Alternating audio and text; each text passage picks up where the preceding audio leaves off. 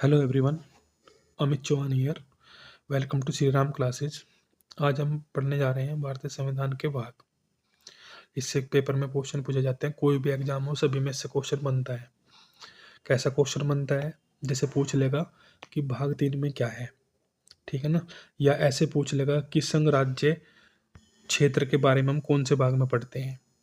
या पूछ लेगा कि राज्य के बारे में हम कौन से भाग में पढ़ते हैं और उसमें कौन से आर्टिकल नंबर से कौन से आर्टिकल नंबर तक है।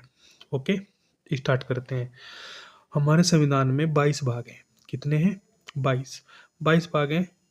क्वेश्चन में आजकल ऑप्शन में 25 भी देता है, तो 25 राइट होगा। हम देखेंगे कि कैसे राइट होगा। देखो, जैसे मैं आपको बता दूं कि जैसे भाग 4 है, भाग 4 का कै हो गया है ना। भाग 9 है, भाग 9 का कै और खे 2 हो गए। इस तरीके से करके 25 हो जाते हैं। ओके, पहला भाग है हमारा जिसमें हम आर्टिकल नंबर 1 से लगा के 4 तक पढ़ेंगे। संघ और उसका राज्य क्षेत्र, the union and it's territory. भाग 2 में 5 से 11 नंबर 5 आर्टिकल नंबर 5 से लगा के 11 तक नागरिकता के बारे में पढ़ेंगे। कैसे कैसे नागरिकता ली जाती है, कैसे कैसे नागरिकता समाप्त हो सकती है। ओके, सब चीज़ के बारे में पढ़ेंगे। एनआरसी क्या होता है, सीएए क्या होता है, सब चीज़ पढ़ेंगे इसमें। ओके, देखो मैं आपको याद करने का तरीका बता दूं कि जैसे यहाँ पे भाग 1 में आर्टिकल 1 से 4 तक दे रखा है, तो अगला नेक्स्ट नंबर से स्टार्ट होगा। यानी कि भाग 2 में आर्टिकल नंबर 5 से स्टार्ट होगा। यहाँ 11 पे खत्म हुआ। इस तरीके से भाग 3 में 12 से लगा के 35 तक के आर्टिकल जिसमें पढ़ते हैं मौलिक अधिकार, फंडामेंटल राइट्स। भाग 4 अनुच्छेद 36 से लगा के 51 तक राज्य की नीति के निदेशक तत्व, ठीक है। Directive principles of state policy बोलते हैं, डीपीएसपी शॉर्ट में। भाग 4 के कै में अनुच्छेद 51 का कै मौलिक कर्तव्य। मौलिक कर्तव्य, देखो जब आपके मौलिक अधिकार है तो कुछ मौलिक कर्तव्य भी बनते हैं आपके। अब हम बात करेंगे कि जैसे डीपीएसपी है, ये गैर न्यायोचित है, मतलब इससे लेकर हम कोर्ट में नहीं जा सकते। ऐसे ही मौलिक कर्तव्य भी गैर न्यायोचित है।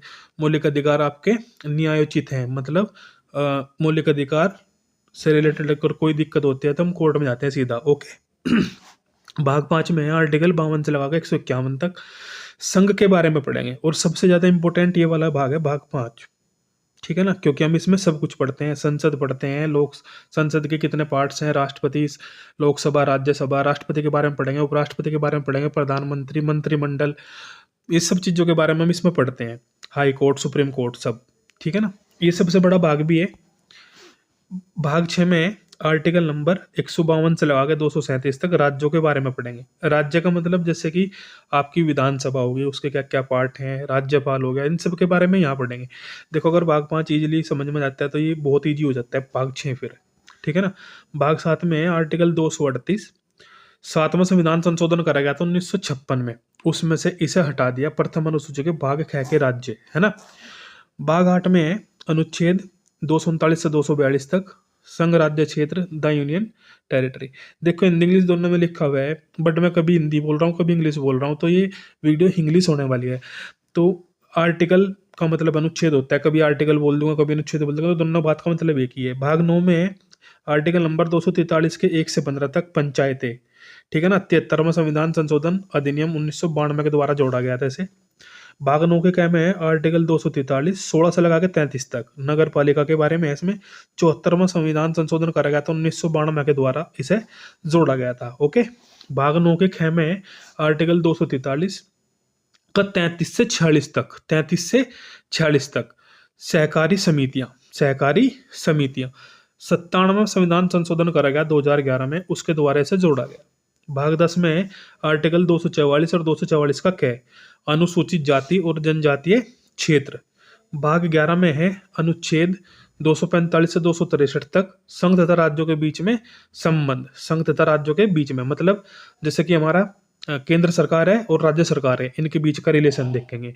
भाग 12 में आर्टिकल नंबर 264 से लगा कर 300 के कै तक, क्या इसमें वित्त, संपत्ति, संविदाएं व वाद, finance, property, contracts and suits. देखो मैं आपको बता दूं कि एक 300 का कै जो लिखा हुआ है ना, इसका मतलब ये है कि जब हम मौलिक अधिकार पढ़ेंगे वहां पे हमारा एक मौलिक अधिकार था संपत्ति का अधिकार, उसे वहां से हटाकर 300 के कै में डाल दिया।